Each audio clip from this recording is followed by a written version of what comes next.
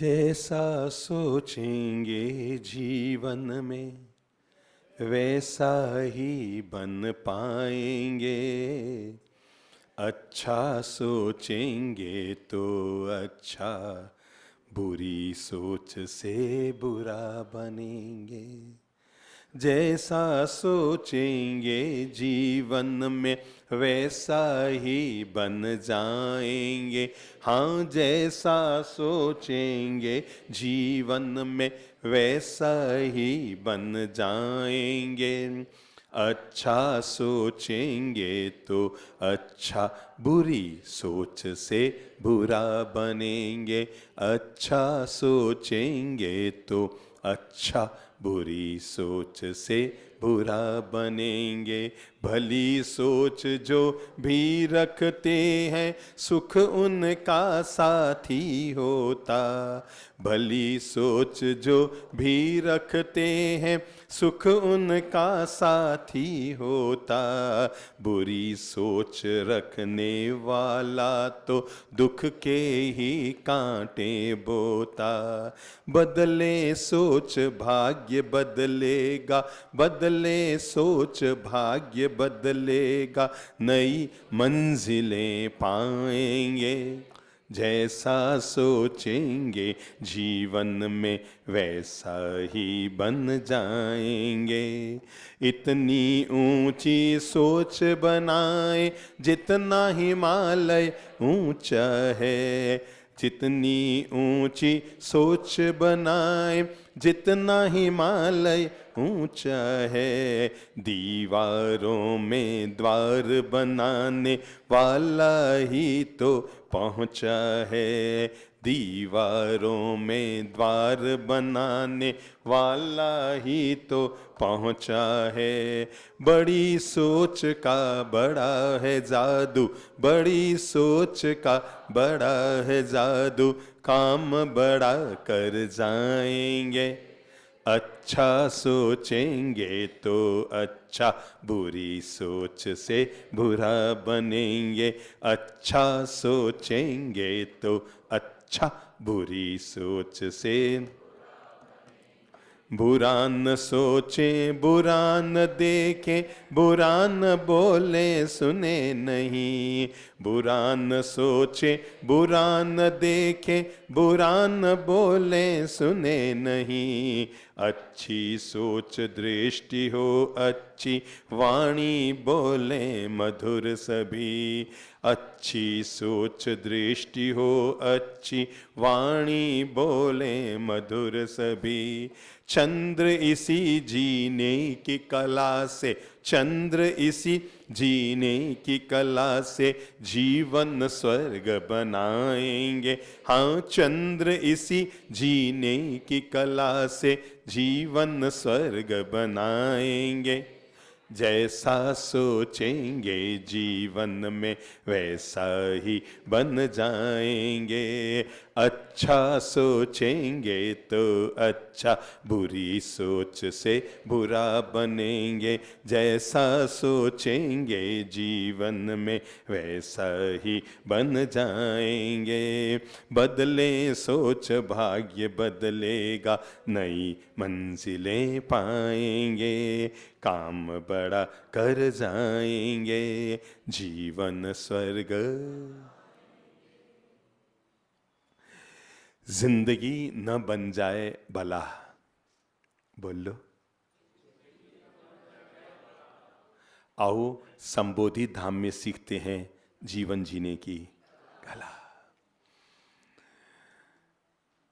किसी भी इंसान के जिंदगी की अगर सबसे बड़ी कोई ताकत होती है, शक्ति होती है, तो उसकी अपनी ही सोच होती है। तय है आदमी का जन्म 3 चरण में होता है। पहला चरण माता पिता है जिनके द्वारा इंसान का जन्म होता है।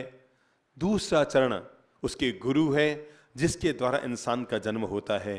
पर तीसरा और सबसे महत्वपूर्ण चरण है वो है उसकी सोच, जिससे इंसान का एक ही जन्म में तीसरा जन्म होता है। हम वो नहीं होते जैसा हमें माता पिता की संतान के रूप में दिया जाता। हम वो नहीं होते जो हम माँ की कोख से निकल कर आते हैं, हम वो भी नहीं होते जैसा हमारा चेहरा होता है, हम वो होते हैं जैसा हमारा नजरिया होता है। ऐसा नहीं है कि दुनिया में सबके पास खुशियां हैं, और ऐसा भी नहीं है कि दुनिया में सभी लोग दुखी हैं। अगर हम ये सोचें कि ये लोग तो कोठियों में रहते हैं, हमेशा खुशी रहते होंगे, पर मैं आपको बता दूं, कोठियों में रहने वाले लोगों की जिंदगी में भी टेंशन के दिन क्या आते हैं। और ये मत सोचना कि जो कुटिया में रहते हैं वो लोग हमेशा दुखी रहते हैं। कुटिया में रहने वाले लोगों की जिंदगी में भी कभी कभी खुशियों के पल आया करते हैं। तय हमें करना होता है कि हम अपने जीवन को कौन सी स्थिति के साथ जीना चाहते हैं। आदमी सबसे बड़ी चूक यही खा जाता है कि वो दूसरों को बदलना चाहता है, दूसरों में कमियां देखता है, दूसरों पे नजरें डालता है। संबोधि साधना कुछ भी नहीं है, परथी खस स्वमा वस एटलू बस। क्या है तो गुजराती भाषा में, पर आप बोल लो फिर हिंदी में समझ लेते हैं। परथी खस, जो दूसरों पे नजरें डालता है उसको बंद कर दे। तो क्या कर, स्व में बस, अपने आप को देखना शुरू कर। एटलू बस, यानी अब तेरे लिए इतना पर्याप्त है। आपको पता है पति पत्नी जीवन भर क्या काम करते हैं? एक दूसरे को सुधारने में लगे रहते हैं। आप में कोई होंगे ना जिनकी शादी को 50 साल हो गए होंगे? कोई है? हाथ खड़ा करो। अभी मैं पहले 50 साल वालों पे कदम बढ़ाता हूं। करीबन 10 लोग हैं जिनके 50 साल शादी को हो गए हैं। पर अगर उनको मैं ईमानदारी से पूछूंगा ना कि क्या आप अपनी पत्नी को सुधार पाए, तो उनको लगेगा नहीं नहीं नहीं नहीं नहीं, पूरी नहीं सुधरी वो अभी तक, है ना? क्या नहीं सुधरी? नहीं सुधरी, सुधरने का नाम ही नहीं लेती है। संबोधि साधना, संसार इसी का नाम है जब व्यक्ति सुधारने का काम करता है, और संबोधि साधना इसी का नाम है जब व्यक्ति सुधरने का काम करता है। जब हम सुधारने के काम में लगते हैं तब हम बाजी हार जाते हैं, और जब हम सुधरने की शुरुआत करते हैं, अरे मेरे दादाजी 50 साल बेवजह गंवाए आपने अपने पत्नी को सुधारने में, और अभी भी आप सफल नहीं हो पाए। मैं आपको कैसे समझाऊं, यह काम तो केवल 5 मिनट का था। जो काम 50 साल में नहीं कर पाए वो काम 5 साल में संबोधि साधना कराती है। और काम यह कराती है, जब हम सुधारने का काम करते हैं तो बाजी हार जाते हैं, और जब सुधरने की शुरुआत करते हैं तो बाजी जीत जाते हैं। सकारात्मक सोच सुधारने का काम नहीं करती, सकारात्मक सोच सुधरने का काम करती है। खुद को सुधरने का, वो क्या हुआ, एक बहन जी अपने घर में थी और रोज सामने वाले घर पे नजरें डालती, कहती ओए कैसा है ये हमारा सामने वाला व्यक्ति, कुछ अपनी घर की सफाई नहीं करता। अरे देखो इसके घर के बाहर जो पौधे लगे हुए ना, गमले में पौधे लगे हुए, कितने कूड़ा करकट भरा हुआ है, हमेशा धूल ही जमी रहती है। एक दिन पता नहीं उसने जैसे ही सामने नजर डाली और कहा, अरे लगता है आज पड़ोसी ने मेरी आवाज सुन ली, आज देखो उसके गमले कितने साफ सुथरे हैं, उसके पत्ते, उसके पौधे, उसके फूल कितने साफ साफ दीवारें नजर आ रही है। पति ने कहा, अरे बुद्धू कैसे बताऊं, काम उसने नहीं किया, काम मैंने किया है। कि क्या? कि धूल तो अपने कांच पर लगी हुई थी, मैंने उसको साफ किया है ना, अब वो साफ नजर आ रहा है। धूल चेहरे पर लगी थी और आईना साफ करते रहे, और ये सोचते रहे कि आईना साफ नहीं है, आईना साफ नहीं है, साफ तो चेहरे की धूल को करना था। शांति की जिंदगी जीनी हो, सफलता की जिंदगी जीनी हो, मीठी मधुर जिंदगी जीनी हो, आनंद की जिंदगी जीनी हो, परिवार में प्रेम और मिठास घोलना हो, व्यापार में सफलता को हासिल करना हो, समाज में समन्वय का वातावरण बनाना हो, धार्मिक एकता स्थापित करनी हो, जिंदगी को मीठी मधुर बनाना हो, अगर इन हजार हजार बातों को एक चीज में लाकर समेटना हो तो वो एक शब्द है, और वह है बड़ी सोच का बड़ा जादू। अभी हमने पूज्य श्री चंद्रप्रभ जी महाराज के उस गीत का आनंद लिया था, जैसा सोचेंगे जीवन में वैसा ही बन जाएंगे, अच्छा सोचेंगे तो अच्छा, और बुरी सोच से तो अच्छा बनने के लिए आदमी को क्या करना होगा? अच्छी सोच का मालिक बनना होगा। अच्छा बनने के लिए आदमी को एक काम करना होगा, अच्छी सोच का मालिक बनना होगा। अच्छी सोच हमें क्या देती है मालूम है? प्रेम देती है। हमारे भीतर में अकारण प्रेम को जगाती है। अगर हमारी सोच अच्छी है तो हमारे मन में किसी के प्रति भी, वो हमने तीसरी या चौथी क्लास में एक दोहा पढ़ा है इस दोहे का मूल भाव यही है कि बचपन में ही व्यक्ति के 55 की जिंदगी का पाठ पढ़ा दिया जाए और वो पॉजिटिव सोच का पाठ पढ़ा दिया जाए। और वो बचपन में पढ़ा हुआ दोहा वो है, बुरा जो देखन मैं मिल चलिया तो बुरा न मिलिया कोई, और जो दिल देखा आपना तो मुझसे बुरा न कोई। जब मैं बुरा आदमी देखने चला तो मुझे कोई दुनिया में बुरा नहीं मिला। अगर सोच अच्छी है, युधिष्ठिर को अगर आप पूरी इंडिया में भेजोगे, एक बुरा आदमी खोज कर लाओ तो उसे नहीं मिलेगा, और दुर्योधन को बोलोगे एक भला आदमी खोज कर लाओ तो नहीं मिलेगा। अगर सोच अच्छी है, आप शांत जीवन के मालिक हैं। सोच अच्छी है, आपके भीतर प्रेम की गंगा यमुना बहेगी। सोच अच्छी है, आप औरों का सहयोग करेंगे। जो तो के बोल लो, कोई भी चुप ना रहे। बस यही है, बड़ी सोच के लिए बात बढ़ा रहा हूं। जो तो के और ताहे बोय तू फूल, ताको फूल को फूल है और वाको है। हमारी एक प्यारी सी घटना है जिसको मैं बताकर बात को आगे बढ़ा रहा हूं कि बड़ी सोच इंसान की जिंदगी में किस तरह से गुलाब के फूल खिलाया करती है और किसी भी व्यक्ति को सुधरने का अवसर कैसे दिया करती है।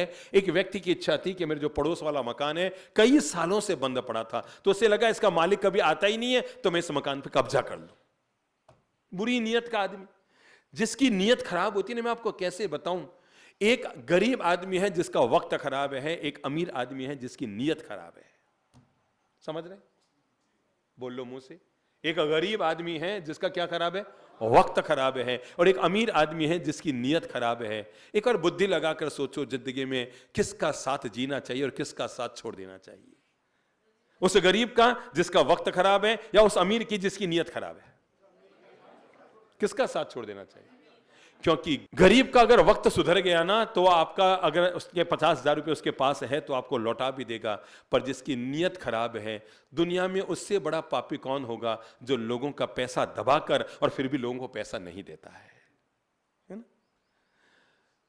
सकारात्मक सोच हमें कहती है कि किसी भी व्यक्ति को अपनी जिंदगी में अपनी नीयत को कभी खराब नहीं करना चाहिए। नकारात्मक सोच आदमी को चिंता देती है, तनाव देती है, घुटन देती है, क्रोध, कषाय, वैमनस्य, वैर, विरोध, दूरियां, हर समय हमारे मन में सामने वाले का अहित करने के भाव होते रहते हैं। एक व्यक्ति वो है जो हित करने वाले का हित करता है, एक व्यक्ति वो है जो अहित करने वाले का अहित करता है। पर उससे बड़ा महान व्यक्ति कौन होगा जो अहित करने वाले का भी हित करता है। भला करने वाले का भला हर कोई कर सकता है, बुरा करने वाले का बुरा हर कोई कर सकता है, पर महान वो होता है जो बुरा करने वाले का भी भला करना जानता है। अगर हम ये पाठ अपने जीवन में सीख लेते हैं तो हम अपनी जिंदगी में सकारात्मक सोच के मालिक बन सकते हैं। मुझे अगर कोई पूछे कि आदमी को कब सकारात्मक सोच अपनानी चाहिए, मैं कहूंगा अगर हो सके तो पूरी जिंदगी भर तक इस मंत्र को जी लो, आजीवन। पचक्खान ले लो, व्रत ले लो, नियम ले लो। मैं जिंदगी में हर कदम पर अपने आप को बी पॉजिटिव रखूंगा, हर कदम पर, हर मुकाम पर, हर जगह पर अपने आप को पॉजिटिव बनाकर रखूंगा। तब भी जब हमारे मन के अनुकूल हो और तब भी जब हमारे मन के प्रतिकूल हो। जैसे समझिए एक शहर के बड़े चिकित्सक हमारे बीच पधारे हुए हैं, उदर रोग के डॉक्टर अरविंद जैन, ठीक है ना। 10 रोगी इनके पास बैठे हैं, इतने में अचानक रोगी चिल्लाते हुए आया, साहब, डॉक्टर साहब, आपने मेरा केस बिगाड़ दिया। क्या? आपके कारण मेरी तबीयत और ज्यादा बिगड़ गई। तब इनको क्या आएगा?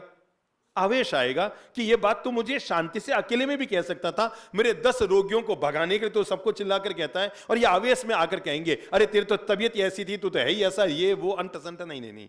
तब भी अगर हम अनुकूल वातावरण बनने पर तो धैर्य और शांति हर कोई व्यक्ति रख सकता है, पर जीवन की बाजी वही जीतता है जो प्रतिकूल वातावरण होने पर भी अपनी जिंदगी में धैर्य और शांति को कायम रख सकता है। ओहो, आओ भाई, आओ, बैठो। तेरा अभी भी ठीक नहीं हुआ, बैठ, मैं अभी तेरा ठीक करता हूं। अब तो मैं तुझसे शुल्क लूंगा ही नहीं जब तक तेरी तबीयत बिल्कुल ठीक ना हो जाए। समझो, अभी हमारे सामने प्रतिकूल वातावरण आया और प्रतिकूल वातावरण आते ही हम आग बबूले हो गए तो क्या होगा? क्या हम बाजी को जीत पाएंगे? हार जाएंगे। पर अगर प्रतिकूल वातावरण आने पर भी हम अपने धैर्य और शांति को बरकरार रखते हुए और विवेक पूर्वक इस मार्ग से निकलने की कोशिश करेंगे तो बाजी जीत जाएंगे। मैं तो कहूंगा अगर आप जीवन भर इस चीज को रख सकते हैं तो जरूर रख लो, और वो हमें आजीवन भी पॉजिटिव रहूंगा। हाथ जोड़ो।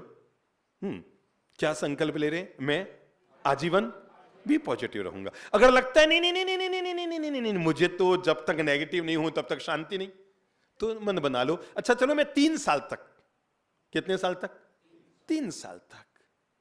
लगता है नहीं ये भी भारी काम है मेरे भाई, सारे व्रत पालना सरल है पर अपने आप को बी पॉजिटिव का व्रत पालना आदमी के लिए बहुत मुश्किल है। एक वातावरण बिगड़ा, एक टेढ़े शब्द बोला, सामने वाले थोड़ा सा आपके मन के प्रतिकूल व्यवहार किया और आप बिल्कुल जहां आप गए वहां पर आपके मान सम्मान में अगर थोड़ी सी कटौती रह गई, कमी रह गई, हमारा चित्त बहुत जल्दी उद्वेलित हो जाता है, आंदोलित हो जाता है, प्रभावित हो जाता है। हम कदम कदम पर अपने आप का आपा खो बैठते हैं।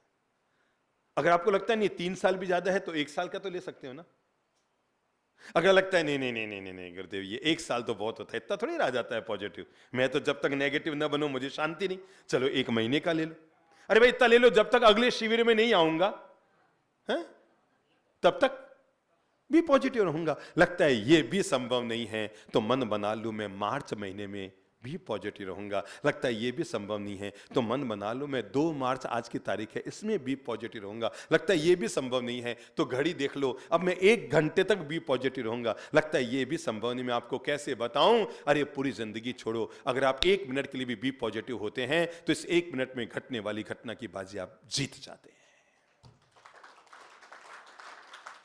बहुत साल पहले इसी संबोधि साधना सभागार में, शायद 20 साल पहले आदरणीय चंद्रप्रभु जी महाराज ने घटना कही थी।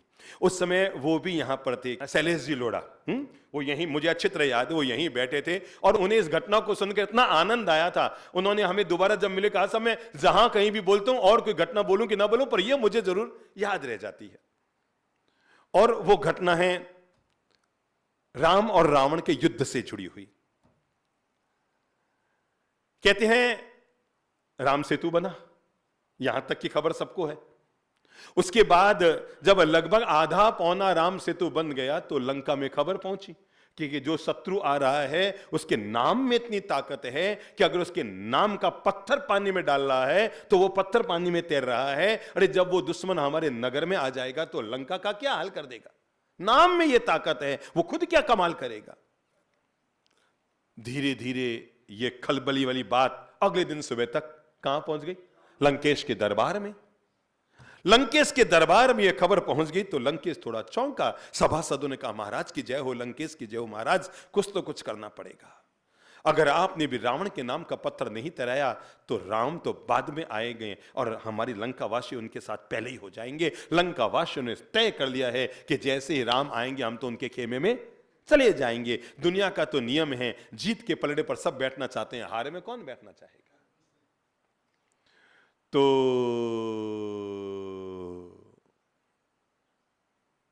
रावण ने सोचा यार मैं सन्नी को तो काक में दबा सकता हूं,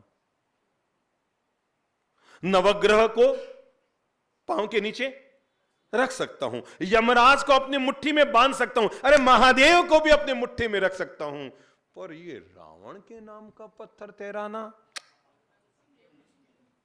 मैंने कहा ना कभी कभी जिंदगी में 1 मिनट के लिए अगर आप पॉजिटिव हो जाते हैं तो भी अपनी हारी हुई बाजी जीतने में सफल हो जाते हैं। और ये 1 मिनट का पॉजिटिव परिणाम इंसान को क्या देता है। और पता नहीं केवल 30 सेकंड के लिए रावण पॉजिटिव हुआ, आधा मिनट के लिए भी पॉजिटिव हुआ और बाजी जीतने के लिए कदम बढ़ा गया। और उसने कहा जाओ रे लंका वासियों को बोल दो कि आज शाम को हम भी समुद्र के किनारे आएंगे। अरे क्या दुश्मन की हमारे सामने तारीफ करते हो, अरे वो वनवासी क्या कर लेंगे छोरे हमारे यहां आकर के। आज रावण के नाम का भी पत्थर तैरा के बताया जाएगा।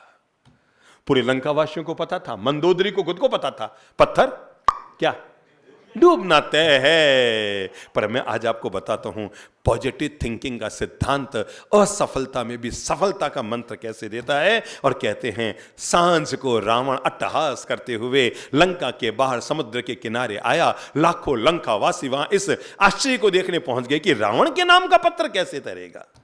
रावण आया और जितना बड़ा ये मंच है ना, अपने साधना सभागार का इतना बड़ा मंच, इतना बड़ा पत्थर मंगवाया गया ताकि लंकावासी सब पढ़े ना। अब कोई इस कागज पे लिखे हुए मंत्र को तो नहीं पढ़ाया जा सकता लंकावासियों को। तो ये करीबन 5 मीटर लंबा और 20 मीटर चौड़ा और उस पर 2-2 मीटर के अक्षर, कितने, अंगुली चला लो, रावण। वो जो मोटा वाला कलर का पेंट का होता है ना, ब्रश इतना मोटा वाला, उससे यूं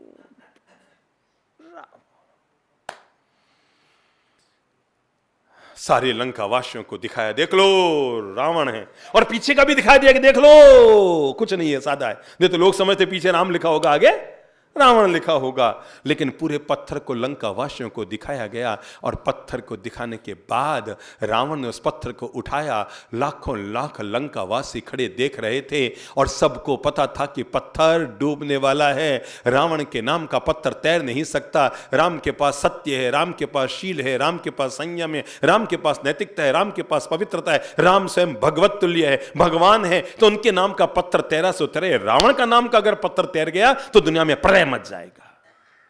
पर चमत्कार हो गया, और रावण ने वो पत्थर उठाया और पत्थर को पानी में आधा मिनट तक फिर भी पॉजिटिव।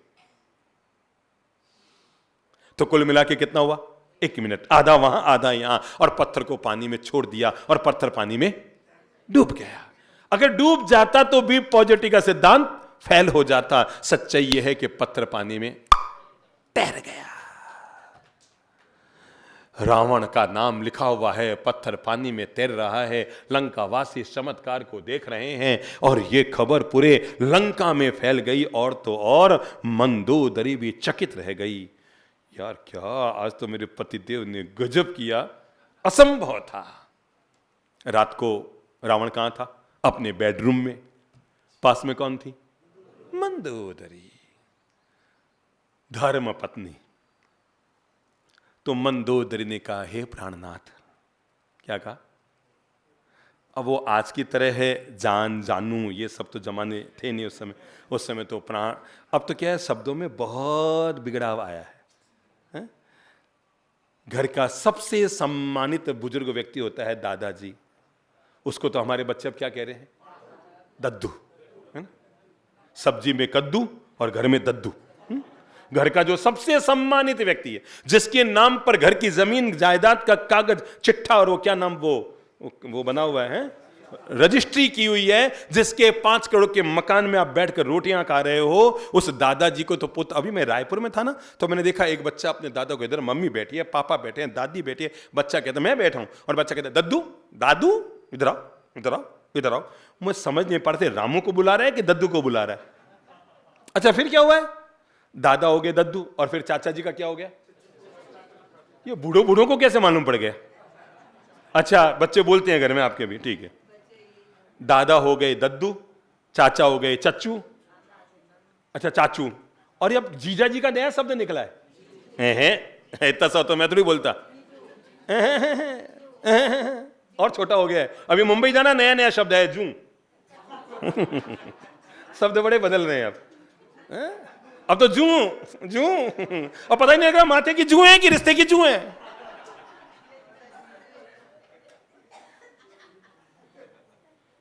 दादा दद्दू हो गए, चाचा चाचू हो गए, जीजा जीजू हो गए।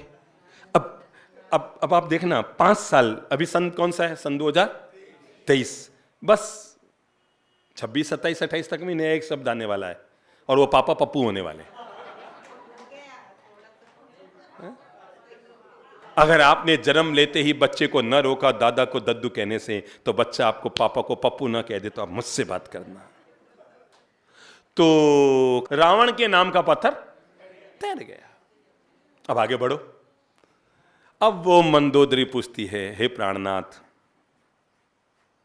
एक बात बताओ, ये आपके नाम का पत्थर कैसे तैरा, असंभव। अरे राम के पास सत्य है, शक्ति है, शील है, संयम है, सदाचार है, ये रावण के नाम का पत्थर। अब रावण का रहने देना, नहीं नहीं नहीं नहीं नहीं नहीं नहीं, बताना तो पड़ेगा ही। कहते हैं ना आदमी सब जगह से राज छुपा लेता है, एंड में जाके हार जाता है। और रावण ने कहा सच्ची बताऊं क्या अब तुझसे क्या छिपाना, जब जिंदगी में कुछ भी नहीं छिपाया तेरे से, ये क्या छिपाऊं। सच्चाई तो ये है,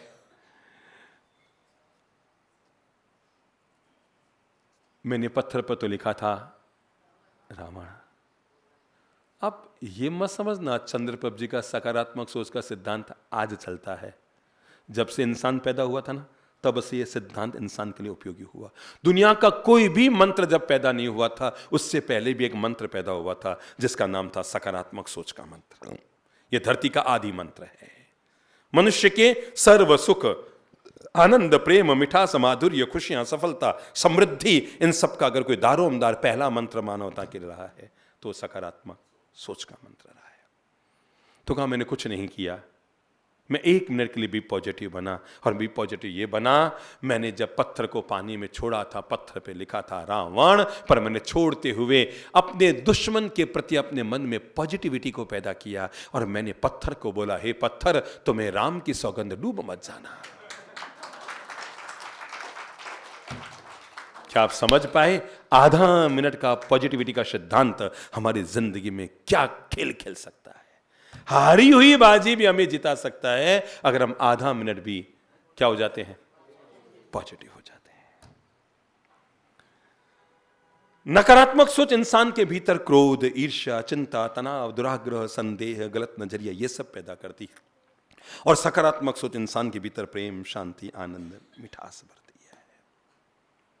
मैं छोटे छोटे 5 मंत्र आप लोगों को दे देता हूं। वे मंत्र जो हमारे जीवन में सकारात्मक सोच को हर पल, हर कदम, हर क्षण हमारे ज़िंदगी में इस बात का हमें एहसास दिलाते रहेंगे कि सकारात्मक सोच हमारी ज़िंदगी में क्या क्या परिणाम दे सकती है, किस तरह से हम अपने आप को मीठा मधुर जीवन का मालिक बना सकते हैं। वे लोग ही जिंदगी की जंग हार जाते हैं जिनकी सोच तंग होती है, पर जिनकी सोच बड़ी होती है वे जीवन की बाजी कभी नहीं हारते हैं। कोई दौड़ कर हराता है, कोई दौड़ कर हराता है, कोई तोड़ कर हराता है। आप बताएंगे पॉजिटिविटी किस में है? दौड़ कर हराने में। सकारात्मक सोच का पहला सिद्धांत हमें कहता है, और वो हर इंसान अपने जीवन में इस बात को घर कर ले, हर पल हर क्षण में आधी गिलास हमेशा, बोलो, सोच कर बोल लो। खाली देखना है तो खाली देखो, या भरा देखूंगा? क्या भरा हुआ देखूंगा। रात को सो ना तो सोते समय अपने बेडरूम में सामने कांच की गिलास में पानी भर के रखना, आधा गिलास। और अगर आपको यह पता करना हो कि आज मेरा दिन दुखी राम है कि सुखी राम है, तो कोई ज्योतिषी आपको नहीं बता पाएगा दुखी राम सुखी राम। आप उस गिलास पर नजर डालना, और उस गिलास के पानी को देखते ही भीतर से आवाज आए आधा गिलास खाली है तो समझ लेना आज का दिन दुखी राम है, और अंदर से आवाज आए आधा गिलास भरा हुआ है तो सुखी राम है।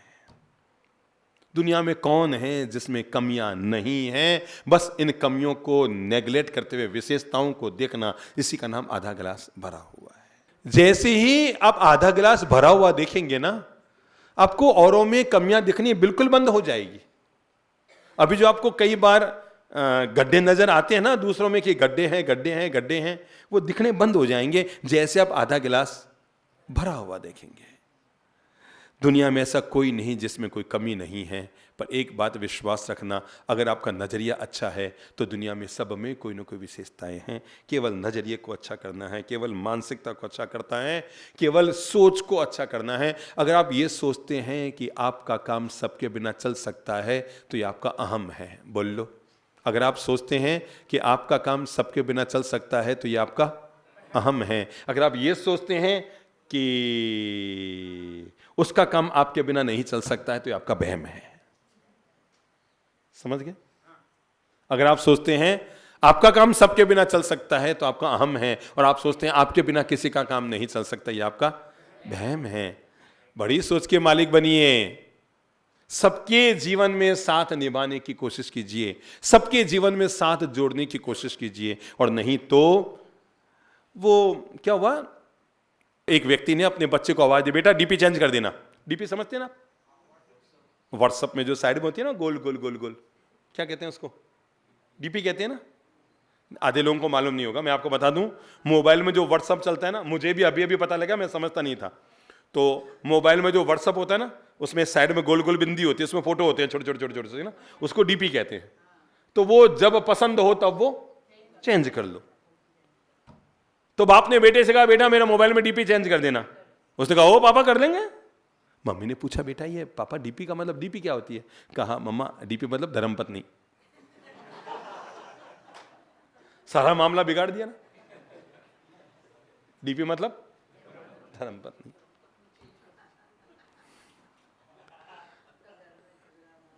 जिंदगी में पहली सोच बनाकर रखिए, मैं आधा गिलास भरा हुआ देखूंगा। जब जो मिला, जहां आप गए, वहां जैसी सुविधाएं मिली, हर व्यवस्था का आनंद लेने की कोशिश कीजिए। हम लोग पदयात्रा करते हैं। अभी हम रायपुर गए, वापस रायपुर से आए, 3000 किलोमीटर की हमने यात्रा की। गए तो इतनी तेज गर्मी थी कि सोच नहीं सकते, और आए तो इतनी तेज सर्दी थी कि आप सोच नहीं सकते। गए तब इतनी गर्मी थी कल्पनातीत, आए तो इतनी सर्दी थी कल्पनातीत। लेकिन इसके बावजूद जब जो व्यवस्था मिलती है ना, ऐसा नहीं है कि हमें कोई रोज लड्डू ही खाने को मिलते हैं मेरे भाई। कई बार 11 बजे रास्ते में नाश्ता करते हैं, 12 बजे रास्ते में नाश्ता करते हैं, कई बार 20 किलोमीटर की यात्रा करने के बाद नाश्ता करते हैं, कई बार शाम को भोजन ही नहीं होता है। पर हर परिस्थिति में, मैं आपको बताऊं, हम लोग एक बार अजमेर में थे। तो अजमेर में एक भागचंद जी की कोठी है, नाम सुना है ना? देश के जो सबसे खूबसूरत मकान बने हुए हैं उनमें, पुराने मकानों में एक कहलाता है। वो भागचंद जी जिन्होंने सोनी जी की नसियां जो बनी हुई है ना, जिसमें कहते हैं टनों में सोना लगा था, क्विंटल में नहीं, टनों में सोना लगा था, हम उनके मकान में ठहरे हुए थे। ओए, अब आप सोच सकते हैं कैसी कोठी रही होगी। तो हमारी एक मुंह बोली बच्ची पास में बैठी, तो उसने कहा, गुरुदेव आपके तो बड़े मजे हैं। मैंने कहा, क्या? अरे साहब, क्या जहां पर लोग आने के लिए भी तरसते हैं, आप वहां तो 10 दिन के लिए ठहरे हुए हैं। इनकी बहुएं और इनके बच्चे और इनकी बेटियां क्या दौड़ दौड़ के सेवा कर रही हैं। महाराज बनने में बहुत मजा है। क्या कहा उसने? महाराज बनने में बहुत मजा है। जिसको ये लगता हो उठ के इधर आ जाओ। महाराज बनने में बहुत मजा है। तो मैंने उसको कहा, बेटा एक बात बताओ, अपना यहां से विहार कब है? कहा, परसों सुबह अपना विहार है। ये बात तब की है जब हम जयपुर चातुर्मास करने जा रहे थे, सन 2013 की। तब हमारे जयपुर के SMS स्टेडियम में चातुर्मास था, तरुण सागर जी और हमारा दोनों का एक साथ।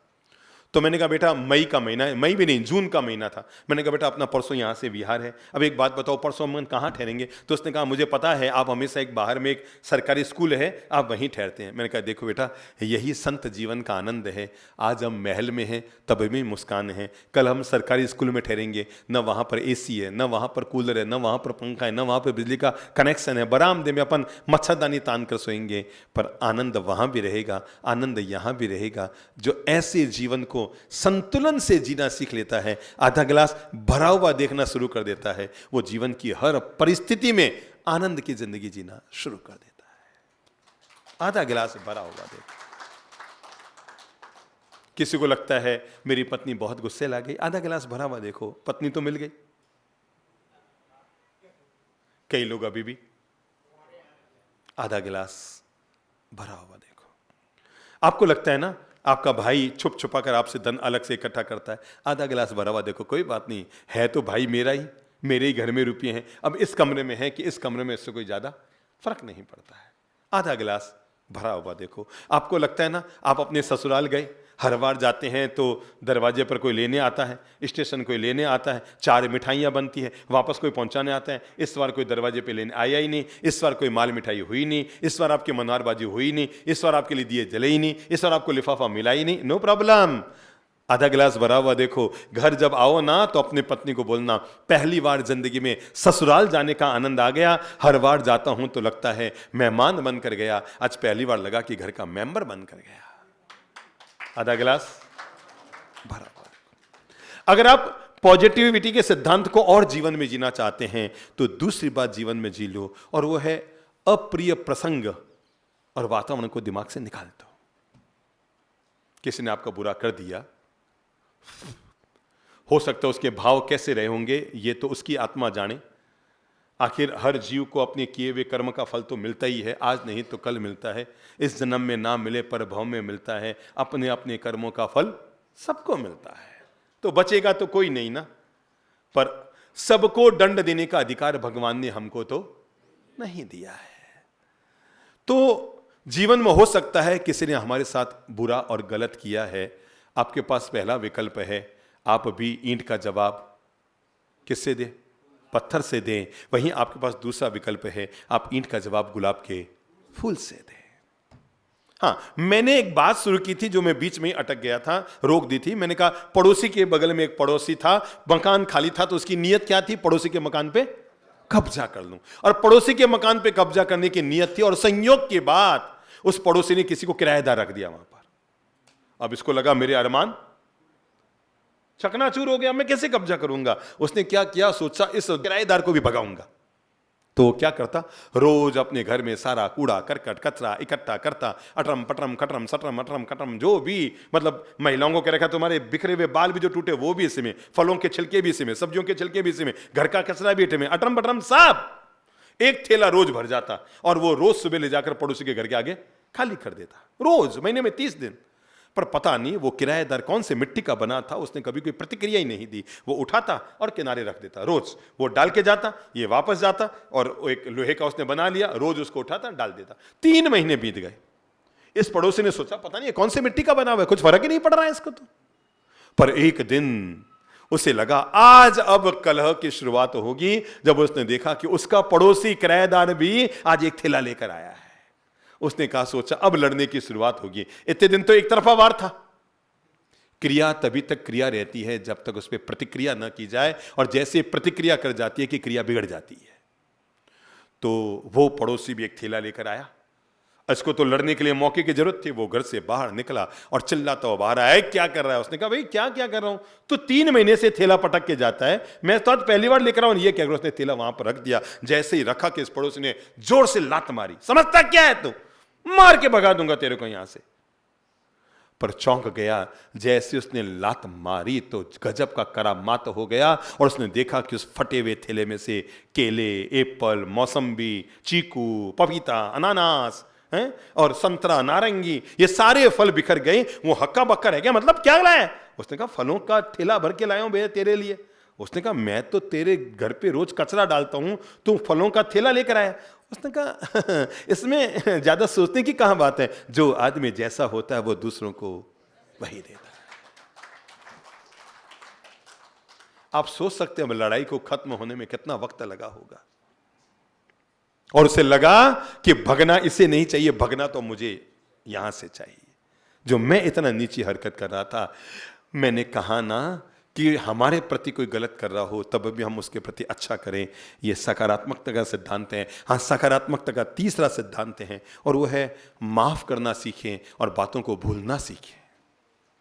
क्या? माफ करना सीखें और बातों को भूलना सीखें। कोई बात नहीं,